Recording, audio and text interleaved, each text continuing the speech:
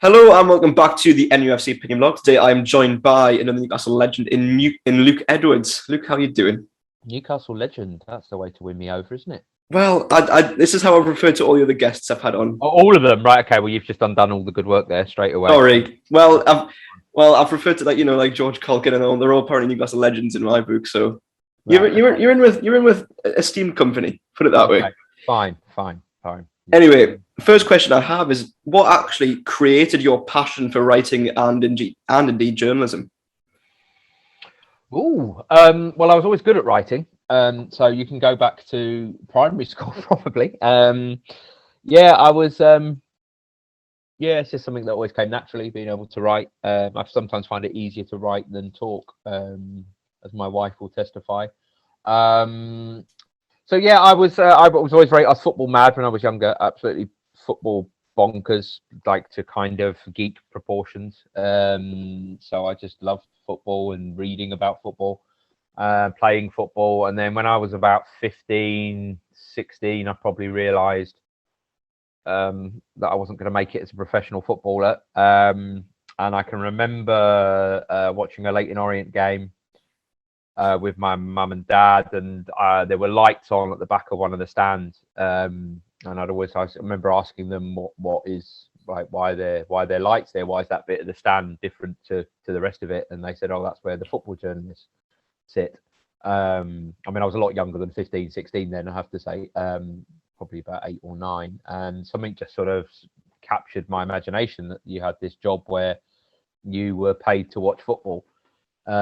Which just seemed to me at that age absolutely brilliant. So I think I just combined the fact I was good at writing. I had two choices really. I always wanted to be an actor, and I acted all the way through my childhood, teenage years. Did theatre studies at A level, and then about 18 when I went to Newcastle University, I had the choice of working for the student newspaper or decided I would do one thing apart from being a student, and my history degree, and I decided that I'd work for the student newspaper rather than carry on acting. So that was the big decision really. But yeah, it just seemed the perfect job to me about 15, 16, that I could get paid for watching football, which one of the things I always say at this point is that I turned my hobby into a job, which is great, and I'm very grateful, and my friends remind me frequently that I'm very lucky to do what I do.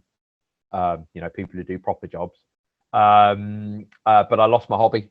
So I very rarely now watch football for pleasure purposes. So I'm going to watch Leyton Orient versus Rochdale this weekend at Rochdale, which will be the first Orient game I've seen, over 2 years. And it'll be my son's first football game, who's a Geordie. Oh, wow. I always said when he was born that his first game would be an Orient game. Because once you know, you're always a know is a catchphrase we have. So he'll always be an Orient fan, then probably go on to support Newcastle. Very good, very good. Now you mentioned, of course, you studied in the city and wrote for the Courier there. And so was it studying in Newcastle that influencing you wanting to stay in the city and write for publications up here instead of going, say, back down south again? Yeah, definitely. It's, even if you ask why I came to Newcastle University, it was the 90s and it had a really good reputation for being a party city, effectively, which I'm sure every student says the same thing. But it will also coincided with the kind of rebirth of the city and Kevin Keegan's entertainers football team. And I was actually living in Sheffield. We'd moved to Sheffield when I was 16. So I did my A levels in Sheffield, and I was kind of looking at cities that were about 2 hours away from Sheffield, which I thought was the perfect distance to be a student. So it was a choice between Liverpool and Newcastle were the two cities, and it was a toss up really. And I plumped for Newcastle just because the university was slap bang in the centre. We'd always come up here as I was a child. My mum's best friend used to live here, so we'd always come up from London when I was a child. So it was just something about the connection. But yeah, I think working the student paper in those days, the Courier that you've just mentioned, it used to just be like a feeder into the Chronicle and Journal's graduate trainee scheme as it was then.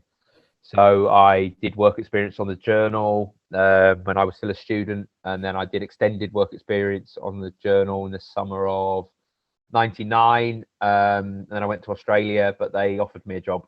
So it's a lot of it was timing, really. Like if they hadn't offered me a job, I'd have probably gone home, and I'd have probably ended up in London actually. I always wanted to move back down to London until I met my wife, really. So yeah, all through my 20s, I was pretty much thinking I would go back down to London, but now I can't imagine living anywhere else, really. So yeah, no, we're yeah, it did have a big bearing. It was just timing.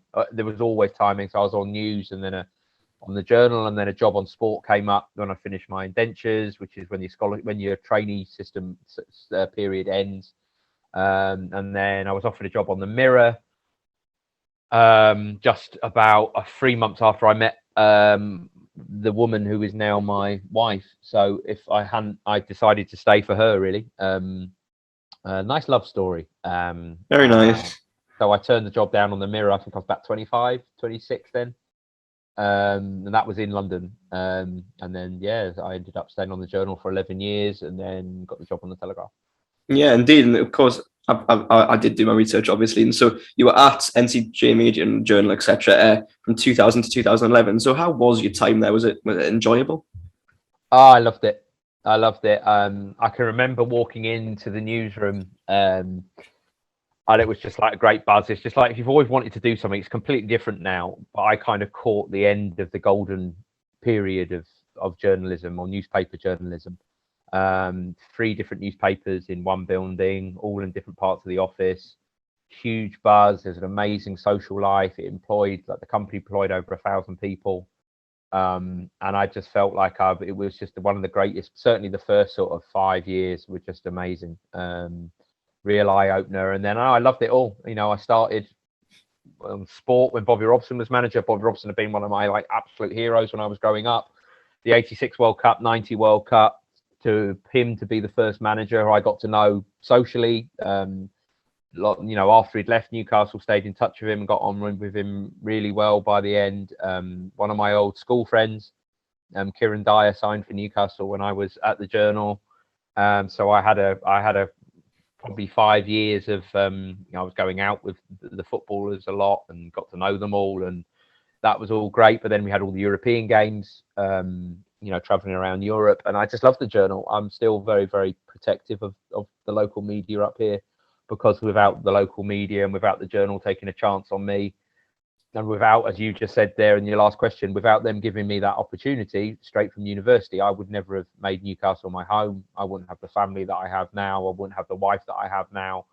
My mum and dad have moved up here from London in the last few years, so they live in Whitley Bay. So this is very much my home, and it's only my home, and my life has only turned out how it has done because of the Journal. So yeah, I loved it. I would think I was a bit of a tearaway. I think you'd have to ask some of my former editors. I wasn't very easy to manage, and tested people's limits, I think. But it was a great time. I absolutely loved it. I really, really loved my time there. But yeah. It was and so obviously you did move on eventually. And so why did you move to the Telegraph, and what's that been like since you've been there? I think after 11 years, it was just time for me to go on to a national. I turned down the job on the Mirror about 5 years earlier, and I've become chief sports writer of the Journal then, and I was sort of headhunted, really. So you don't turn it down, and I missed it for the first year or so. I missed the Journal a lot because I work from home now, so I missed the office, and I missed the camaraderie and interaction with people. But it was just time for my career to move on, and then since then I've become Northern football writer of the Telegraph. So I don't just cover the Northeast anymore. I do the Manchester clubs, I do Leeds. I've moved into women's football as well, which is something I'm very passionate about. So yeah, it was just career progression, more money, bigger profile. So yeah, it's just something you do. People always used to do it. You used to go from regional newspapers to the nationals. That used to be a very regular sort of career path. It's become a lot harder in the last few years to make that move. I mean, there are still opportunities, but it's a lot harder. And there are people, who I came through with at local newspaper level. Most of them have moved into PR, communications jobs, or they're still working in regional newspapers. So I know I've been very, very lucky. And the Telegraph has always had my grandparents, both sets of grandparents always read the Telegraph. And it was always been a great sports newspaper. So it was, I hate the expression, but it was a no-brainer really to go, and it meant I could stay in the northeast rather than leave, which was very important to me. I've been waiting for a job up here because I didn't want to leave. And although there's been the odd talk of me moving down to Manchester, or across to Manchester and down, which is funny enough where all my best friends live, we've managed to stay in the northeast and keep the family home here, which is very, very important to me, and obviously to my wife and her family. Yeah. And so given that you are very experienced in the industry, what advice would you give to young journalists, for example, like myself, who are coming through and trying to make a career for themselves? Well, I was lucky, as I said at the start, because I was about 15, 16. So I did work experience on the East Anglian Daily Times. For you get a work placement, don't you? And you're in your what is it, year 11? I think, yeah, it's year 11. So I had mine in year 12, but yeah, year still. 12, yeah. So I knew then. I think the advice is you've got to be very, very driven. You're not going to earn fortunes. You've got to put the hours in. You've got to put the time in. You've got to have the dedication. I mean, I was working for the student newspaper at university. If you're at university, you've got to do that. I think, particularly if you want to go into newspapers, there is a tendency now with your generation that everyone wants to be a YouTuber and everyone wants to do videos. But if you want to be a YouTuber and then you say, oh, suddenly I want to go and get a job in newspapers or print media, it's not even print media anymore, it's digital media, or just working for a website. That's not necessarily the crossover skills, but what you can take from your crossover skills are the dedication, the hours. I was going to cover university sport matches on a Wednesday when my flatmates were all at home on a Wednesday afternoon, doing what students do. I was putting the hours in then. I was doing work experience on the journal in the Easter holidays, in the summer holidays. So you build up a portfolio, and the portfolio idea, I was given that advice when I was probably when I did my first work experience, 15, 16. You've got to have a portfolio of stuff you've written, a body of work. So what you're doing now is great because you've got a body of work. You've shown that you're gonna, you've got the get up and go to contact me and ask me to do it. You've asked other journalists to do it. There's a great expression in the northeast about shy bairns getting out, and it's absolutely true. And that is basically journalism. Shy bairns getting out. I mean, you take that with you for the rest of your career. But I do. My wife's a primary school teacher, so I sometimes go into her class, and I always think, what quality does a journalist need? Well, you've got to be nosy. I mean, it sounds very simple, but you've got to be nosy. You've got to be other people want to know about other people's business. So you've got to have opinions. You've got to be able to argue those opinions. And people always ask me, why did I do a history degree rather than a journalism degree? Well, there weren't as many journalism degrees then. But my history degree was, if you think about when you write an essay for history, you study the evidence, and then you write an essay in a clear and concise manner, which is effectively what you do in journalism. You speak to people, you interview people, or there's something happens and you offer an article based on it. It's very transferable skills. I know you hear a lot about that at university, but transferable skills are absolutely crucial in everything you do at university. You shouldn't just be doing your degree course, because that won't get you a job. And that doesn't matter whether you're talking journalism or whether you're talking about going to be a banker or whatever. Transferable skills are absolutely crucial. So yeah, getting into the journalism, you've got to have that body of work when you come out of university, or not necessarily when you're out of university. You've got to have written for websites, you've got to have written for fanzines, you've got to do what you're doing now, making videos, doing YouTube, and you've got to then be able to present that to show that you are, because the competition is so severe. Even to get a job at the Chronicle, they will have hundreds of applicants for every single vacancy they have. So you've got to have something that makes you stand out, and having that body of work behind you, having that portfolio, is far more important than any educational qualification you've got. So you've got journalism students from all over the country applying for these jobs, but it's what you've done beyond your course that will get you the job. Yeah, very good. And so moving on to a football sort of side of things now. Obviously you've covered Newcastle for a long time, and so what do you think is so compelling about this club that has kept you wanting to keep writing about them?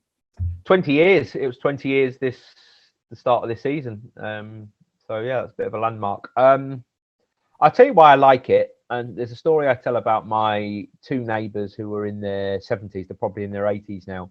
and when they used to read the journal, and they never went to a football game. They never went to watch Newcastle play, but they knew absolutely everything that was happening at that football club. They would devour the sports pages of the journal every day, and I used to talk whenever I saw them. They'd always want to talk about football, and I don't think there's a city in the country. Sunderland, actually, to be fair, Sunderland is probably the same, but I don't think there's a city the size of Newcastle's or urban area of Newcastle, if you include Gateshead, North Tyneside, and South Tyneside, where the football club matters so much to the daily lives and the daily conversations of the city and the people. And it was always that. And look, I was spoiled a little bit because, you know, I had the Keegan years growing up, and then I started working at the Journal when Bobby Robson.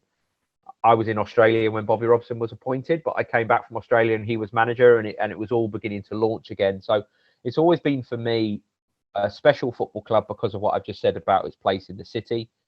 It's all, and it just matters to people. And, you know, being, you know, look, I get loads of abuse on social media, which is fine. It doesn't, you know, people might think it keeps me up at night. It really doesn't. But it's about the fact that people care so much about it. You know, the fact that I do get all this abuse and people care what I'm saying, care what I'm writing. If you're a journalist, you want to be read, you know. You want people to listen to what you're saying, to listen to your arguments, to read what you're writing, listen to what you're saying. I do a lot of work for the BBC now as well.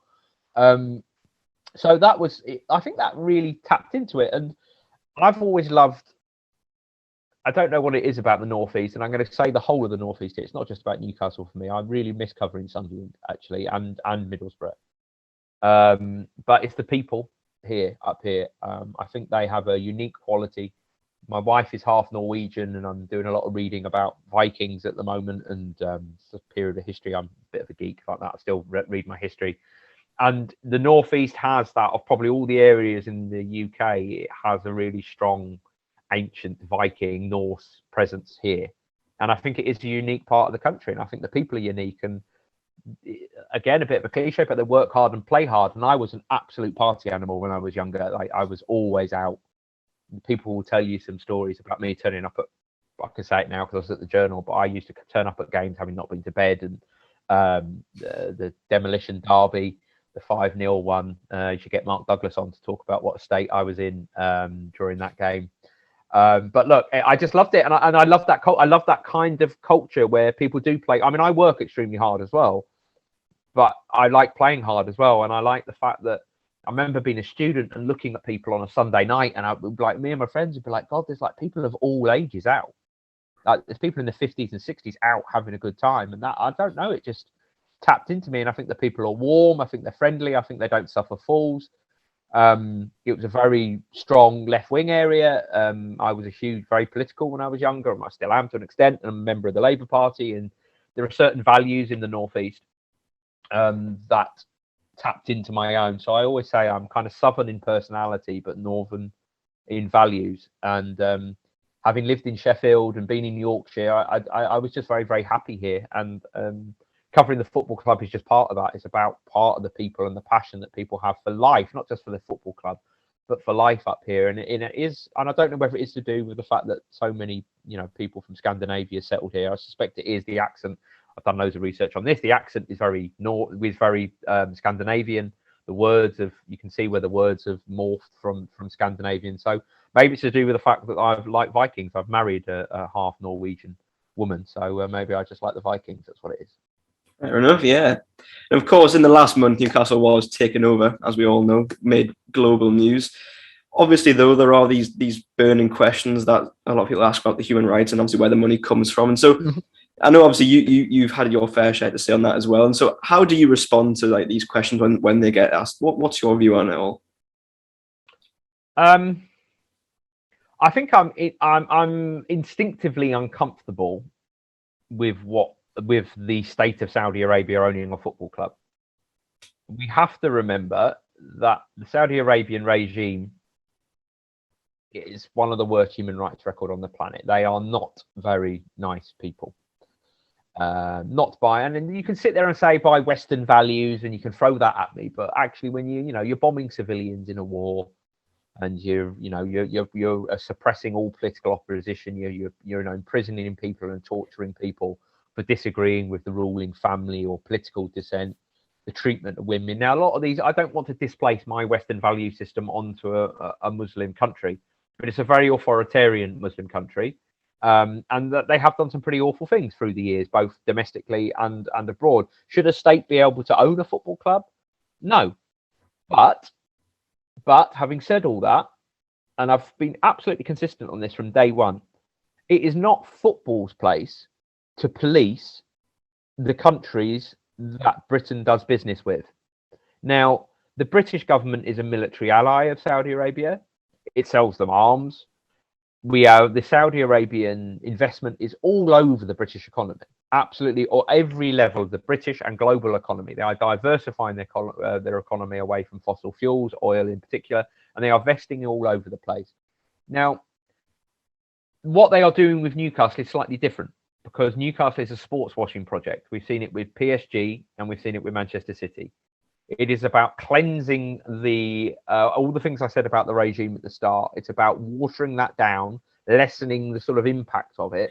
And it's a move in soft power. It's about using Newcastle United and English football to project a different image of Saudi Arabia to the world as part of their diversifying the economy. It's called soft power, is what they're displaying. Now, I think we always have to be mindful of what it is, because it is a sports washing project.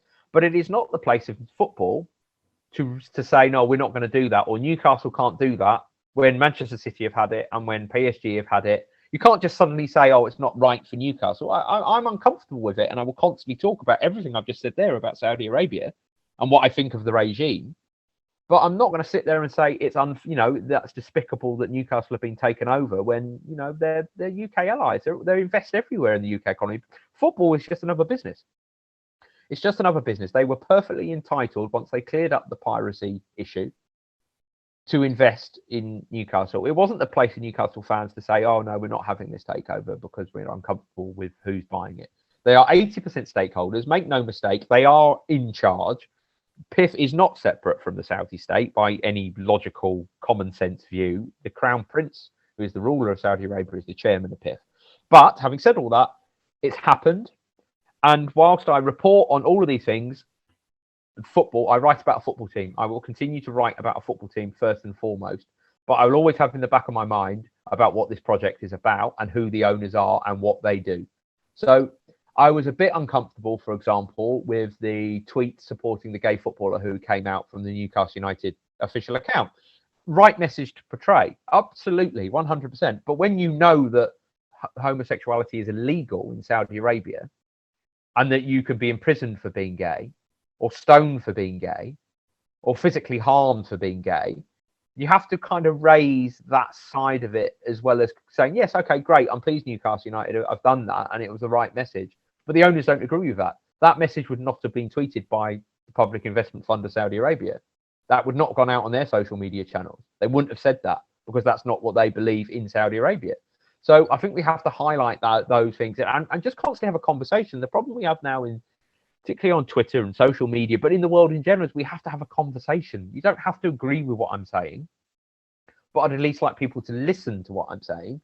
And I will listen to them saying what they want to say. And there are lots of people out there who go, oh, it's not fair because they invest in Formula One and they do boxing. And yeah, but I cover Newcastle, and football is far more high profile.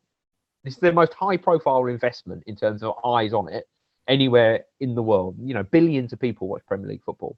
The Saudis know exactly what they're doing. They've seen what Qatar benefits they've had from buying PSG. They see the benefits that Abu Dhabi have got from getting involved in Manchester City, and they are doing exactly the same. Now, all of these things have been said about PSG's owners, and they've been said against Manchester City's owners. It's not going to go away. This problem, Newcastle are going to be, this issue is going to be raised constantly. And I think, as I've said on Twitter today, you can support your football team 100% and back it and be very excited about what's happening, whilst also not defending the more dubious aspects of this project. You don't need to get on the defensive every time someone raises the moral issues and the bad things that Saudi Arabia do. You don't need to leap and take it as a personal attack on Newcastle. It's constantly going to be raised. You're going to get very, very tired doing it. I just think we have to have these conversations, like with the support for the gay footballer, when homophobia is so rife in Saudi Arabia, and the PIF would never have tweeted that message, I think it's important we raise that, because they are using Newcastle's name to pretend something that's not, if you know what I mean. You can't just divorce it from the fact of who the owners are, but equally, you can't just go around saying, Newcastle fans are wrong and it's terrible what's happened, you shouldn't support your football team. That is just one of the most nonsense arguments. It's possible to support your football team and not condone murder or oppression of political prisoners or the war in Yemen. You don't have to.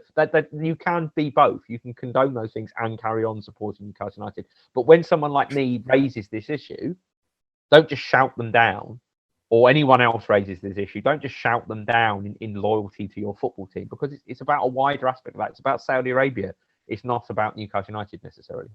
I think that's a really good answer there, Luke. Yeah, very good. Looking at actually like a footballing point of view, firstly, are you happy with Eddie Howe's appointment? I'm more happy with Eddie Howe than I was with Unai Emery.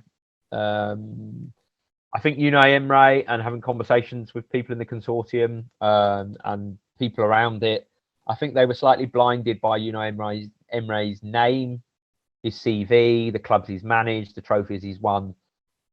I'm not sure he was right. I'm a great manager, don't get me wrong. In 2-3 years' time, I might be sitting there saying Unai Emery is right for Newcastle. But in the situation Newcastle are, with the squad they've got, which is a poor squad, this idea that Newcastle squad is good, it's not. It's been rubbish for 4 years.